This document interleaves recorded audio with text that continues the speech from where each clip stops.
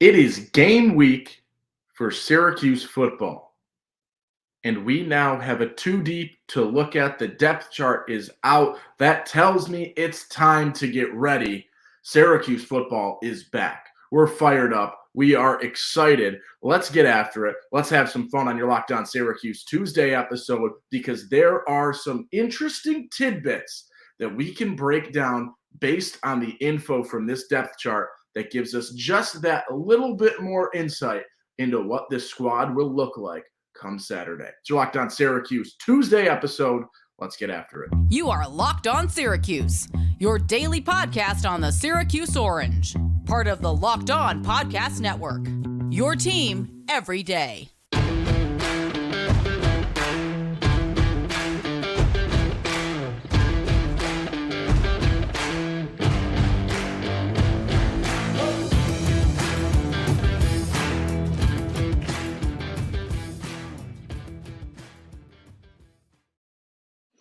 What's up? What's happening? Welcome into your Locked On Syracuse Tuesday episode. It's your boy OV saying thank you so much for making Locked On Syracuse your first listen today and every day. We're free and available wherever you get podcasts. Part of the Locked On Podcast Network. That's your team every day. And today's episode is brought to you by FanDuel Sportsbook, the official sportsbook of Locked On. Make every moment more. Right now, new customers can bet $5 and get $200 in bonus bets guaranteed. $5 for 200.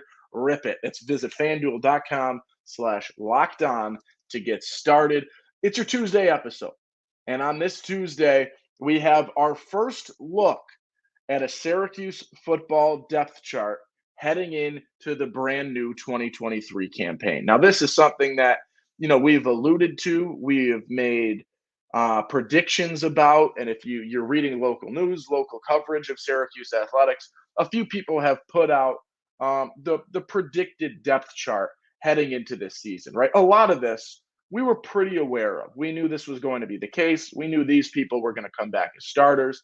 This was pretty much set. That was pretty much set. But until you get that first release, and until you get the first two deep sent out, and in certain spots, it's actually a three deep, interestingly enough, there are some answers that you can't get and some questions that you can't figure out on your own. And in a couple of those spots, we finally have an answer now. And also, what I find interestingly, every time I feel like a depth chart comes out at the start of the year, especially, there's a shock or two on there. And this depth chart is without, or is not without that this season by any means. I don't think it's, the gigantic shock. What was it last year when we saw, Gadsden was lined up as a tight end. We heard rumblings of sort of his unique, I guess, position that they were going to play him in. Never did I think, or maybe I was just wrong in not picking up on this, that he would be listed as a tight end. I remember Chris Elmore, right? It was a fun little game you could play every season of where do they list Chris Elmore's name this time around? Is he on the O line? Is he a tight end? Is he a fullback? Where do you have him? Is he a defensive lineman? Is he the quarterback? Who knows? That was always a fun game to play for his, 5-year stint that he was in Central New York. We miss him. Hope he's doing the best. But there's always some things that can jump off the page. And I will say, there are a few surprises on this depth chart, but it is relative chalk. There are some things that maybe you thought could happen that ended up happening, or maybe this might happen that didn't, but it doesn't have anything, I'm going to say, gigantic or jump off the page crazy that we've at times seen. And this is something that that it's relative chalk for a season when the press conference questions aren't as, who's your backup this? What's the backup here? And I feel like if you look back a couple of years, these press conferences towards the tail end of preseason camp have been a lot of that sort of prying. Who's here? What's this? And it wasn't as much the case this season, which I think tells you a little bit about what this two deep means at this point in time. I'm going to try, for you watching on YouTube, I appreciate it. For those of you listening, disregard this. I'm going to try and set up a new little camera situation and pull the depth chart up right here. So I think that works. We should be able to see what we need to see. And I'm just going to break it down. We'll go top to bottom on the offense, the defense, maybe a little chat about special teams, although there's not really anything that's too significant in the special teams. But let's just take it top to bottom, even if it is as blatantly obvious as you could possibly imagine. Your quarterback situation, Garrett Schrader, right? I will say it every episode. He is make or break this season for Syracuse's bowl success, for whether this is a 6-game winner, an 8-game winner, a 10-game winner in terms of what this schedule could permit, whether Dino Babers' contract is extended at Syracuse, what he gets paid in his next contract. Garrett Schrader is that driving force. He's your starting quarterback, and your backup is Carlos Del Rio Wilson. I don't think anyone was really surprised there. There was some conversation. Could some things happen with this transfer from South Carolina? Not yet. Maybe next year there'll be some interesting stuff, but also at the same time, who knows? Because next year you're going to have one hell of a recruit coming in what's his name? Oh boy, I'm drawing a blank. Great start to the pod, Owen. Oh my God, I'm drawing a blank. Williams, right? What's his name? Chikori? Oh, I have outed myself. Let me pull it up. You ever have one of those days where you can't think of a name? Syracuse football recruits 24. Oh, this is embarrassing. Bash me in the comments, please. This is deserving of that. Sometimes you just have one of those days where the brain is not quite working yet, and we'll see what happens. Jakari Williams. I said Jakori. Close. Jakari Williams. I apologize. That's not good. But one of those mornings where names are not coming to my mind. So good thing I'm on YouTube right now, and I have the names in front of me, which makes my life a little bit easier. That'll be something for next year. Running back, LaQuinn Allen, right? There was a chance we thought that this wouldn't have been the case, right? With the, suspension and that whole situation throughout the summer. LaQuinn Allen with that pretty little number 1 next to his name. Nice little nod to him for what he's been doing. Juwan Price, your backup. I would not be surprised to see Ike Daniels in this mix, especially later on in the season. I think he's a guy that can establish his name in terms of demanding some reps in certain situations. If LaQuint's, downer a little bit, or there's any injury stuff, or just fatigue in a longer drive, things like that, I would not be surprised to see Ike Daniels' name called a little bit. Your tight end spot is a little bit interesting. Arande Gadsden is listed as your tight end, but he's technically a slot receiver or wide out at this point in time. He slots in at the true tight end. I believe Max Chadwick's number from PFF is like 16% of the time. So you look at an answer at tight end is not really your answer. So Arande's going to do a lot of the receiving work there, but you've got an or for your next two, and that's Max Mang, who is your more traditional tight end. You know a little bit more about the position, but also a guy in Dan Villari, who comes in as a quarterback recruit or transfer last season and is now in year 2 working at the tight end. And seeing that or next to his name is a really good nod to the progress that he's made. So a good little shout to him. Really nice to see. Excited for him without a doubt. Your 3 starting wideouts, Damian Alford, Donovan Brown, Isaiah Jones. Donovan Brown, redshirt freshman, probably the least known name of the 3 there. Alford and Jones have sort of been the talk of, who we see as the guys that can very easily slot themselves into that wide receiver 2 spot behind Gadsden. And Donovan Brown is sort of the newer name of the mix there. And then your backups or your second stringers there, reserve guys, Amari Hatcher, a guy that very much has some potential. DeMarcus Adams as well. Both of them, or not both of them, Hatcher, a little bit younger as a redshirt sophomore, DeMarcus Adams in the redshirt senior year at this point in time. 5 receivers that can very much mix in. I would expect to see the usage, especially early on in the games against Colgate, in the games against Western Michigan, being, spots where you start to see these guys a little bit more, and you can see who might establish themselves, especially in that wide receiver. You go Gadsden, Alford, Jones in your theoretical 1, 2, 3. Alford and Jones interchangeable at this point in time, but who quickly steps into that wide receiver 4 spot? Is it Brown? Is it Hatcher? Is it Demarcus Adams, right? Who solidifies those reps? We'll take a quick break because one of the biggest shakeups and the biggest, I guess, newer looks is on the O-line. We'll break that down in a second after a quick word from our friends over at BetterHelp. This show is sponsored by BetterHelp. Sometimes in life, we're faced with tough choices, and the path forward, it's not always clear. Whether you're dealing with decisions around a career, relationships, or anything else, therapy can help you stay connected to what you really want while you navigate life so you can move forward with confidence and excitement. It's helpful to learn positive coping skills, how to set boundaries. It empowers you to be the best version of yourself. It is not just for those who've experienced major trauma. If you're talking or thinking of starting therapy, give BetterHelp a try. It's entirely online, designed to be convenient, flexible, and suited to your schedule. Just fill out a brief questionnaire and get matched with a licensed therapist and switch therapists anytime for no additional charge. Let therapy be your map with BetterHelp. Visit betterhelp.com/lockedoncollege today. Get 10% off your first month. That's BetterHelp, HELP.com/lockedoncollege. Owen Valentine here on your Locked On Syracuse Tuesday episode. We've got a two deep to look at, and we have just broken down at least the skill positions of this offense. But one of the biggest things that has jumped off the page for a lot of people at the first glimpse is what happens when you break down this offensive line. The left side of your O-line is pretty much what we expected, right? Enrique Cruz at the left tackle, Chris Bleich at left guard, right? We thought those two were very much your starters. We thought they were going to be the guys that you're going to see in the mix there. Center's got some new stuff. And John Ray Reed gets the starting spot at center. The transfer comes in, takes the spot from Josh Iloa. There were talks that, all through preseason camp about those two sort of pushing each other, seeing who can get on top, who can win. And, Reed gets the nod in week one, comes in, does that.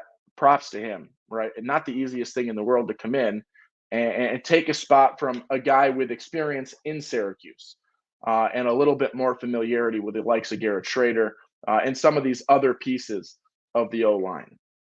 Now, for most of the preseason, we thought Kalon Ellis was going to be starting at guard. And that's not the case. He's listed as the second left guard option behind Bleich. And Joe Moore, the transfer, comes in, and he was expected, I believe, to be starting at the right tackle, the transfer from Richmond. And he is actually starting at the right guard in week one. So a little bit of a positional change. We'll see, right? It's a different transition. You think about Matthew Bergeron as going through a similar transition, trying to make the jump, just one spot over, but it's different enough, especially at a high level in ACC play, at the NFL level, if you're Bergeron. So we'll see what happens there. I still expect him to be really solid. And that opens things up for the legacy transfer, David Wallova, to come in and start at the right tackle. Your backups from left to right, Joe Cruz at left tackle, Kalon Ellis at the guard, Iloa at center, Jacob Bradford at right guard, Mark Petrie at right tackle, right? This is an O-line. College O-lines suffer injuries. It's something that happens, right? So know those names because you're going to see them on the field most likely in some capacity. Let's switch things over to the defense. Start at your D end, Caleb Okechukwu. Tackle, Kevon Darton. Other D end, Dennis Jaquez Jr.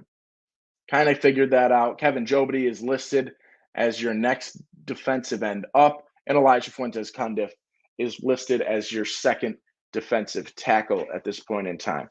That's a unit we were pretty familiar with. We were pretty aware that's probably what things were going to look like. A little bit of a switch up, though, in the linebacking core. And Stephon Thompson, who all throughout preseason we assumed would be a starting linebacker this season, gets jumped by Leon Lowry.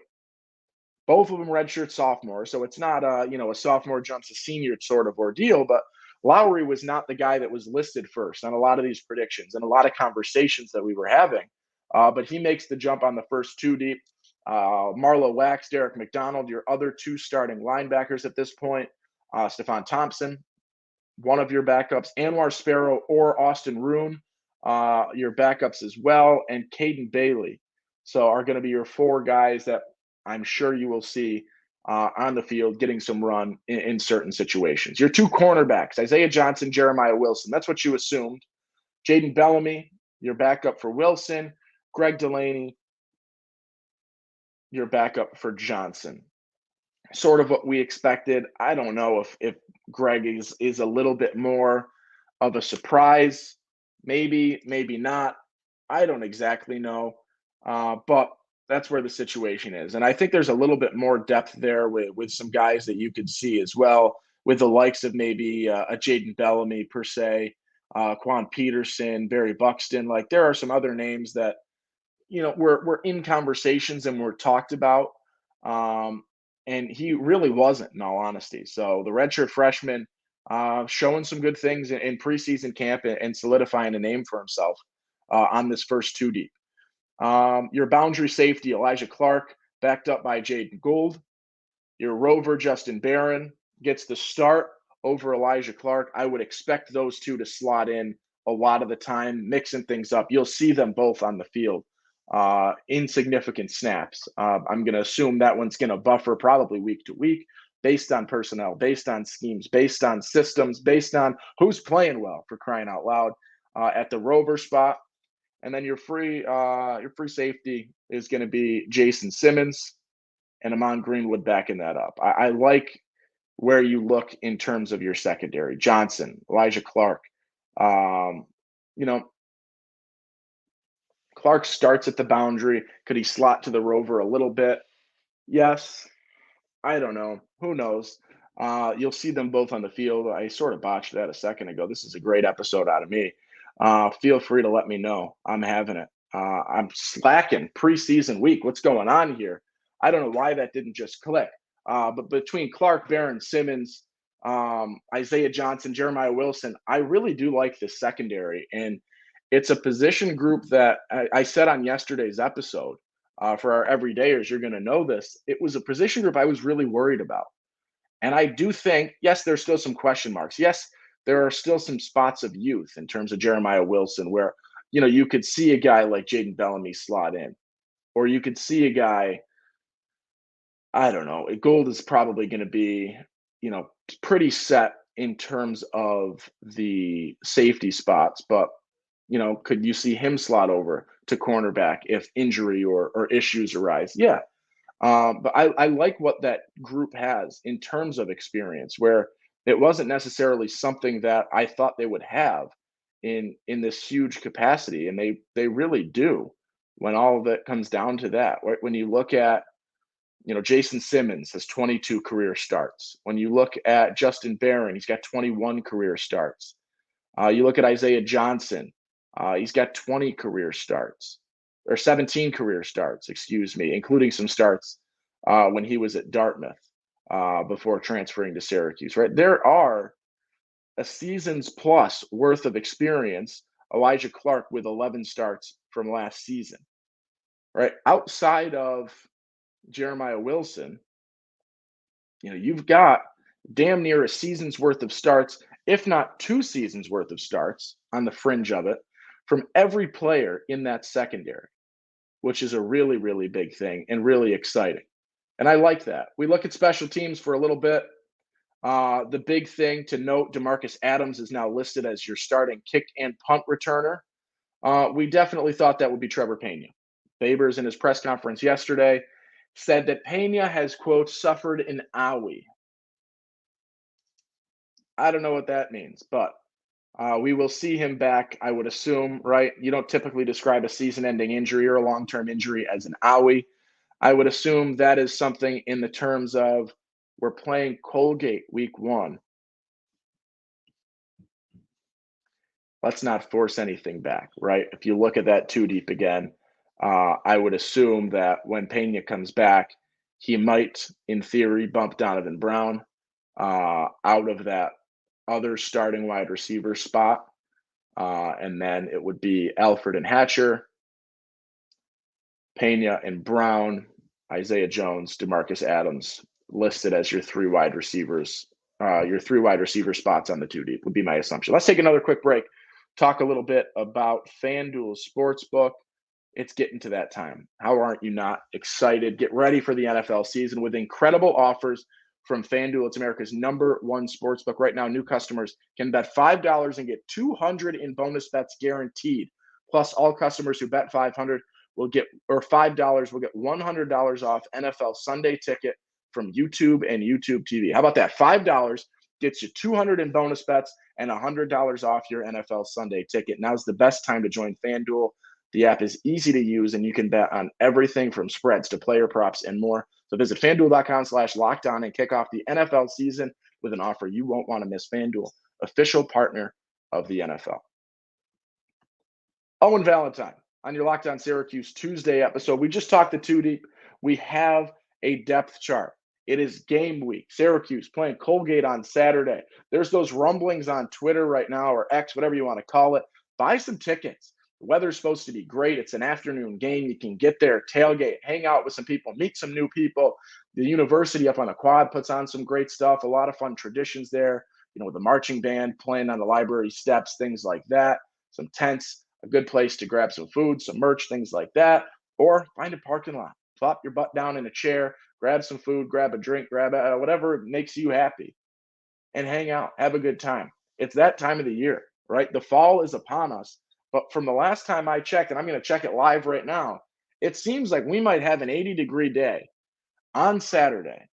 Perfect timing for, maybe there's a little cloud coverage, but a high of 80 degrees on Saturday for Syracuse's season opener in the Dome. It's exciting. It's a big time right now. And it's a time to get fired up, to be ready for Syracuse football. What jumped off the page to you? I think that the three big ones to sort of summarize has to do with the O-line, and that will be Joe Moore switching over to right guard and giving David Wallaba the spot, as well as Jean-Ray Reed getting the start at center. Donovan Brown and, Trevor Pena's owie, we'll use that quote again. Another surprise, but not really a huge deal by any means. And then Leon Lowry getting the start as the starting linebacker over Stephon Thompson. Seemed like the third big one to jump off the page. Anything else stand out to you? Let me know in the comments on YouTube or at LO_Syracuse over on Twitter. If you want to bash me for forgetting Jakari Williams' name, feel free. It was just one of those mornings, Sometimes you forget a name, and it gets worse the harder you try and think of it, right? The more you try to think of that name, it just continues to get worse and worse and worse, and it will not come to you unless you forget about it for a little bit, and then they'll come to me the second I hit pause or end on this recording. But for now, let's do that. I want to close just by, sending some thoughts and prayers out to the people over at UNC. Really, really unfortunate situation there yesterday.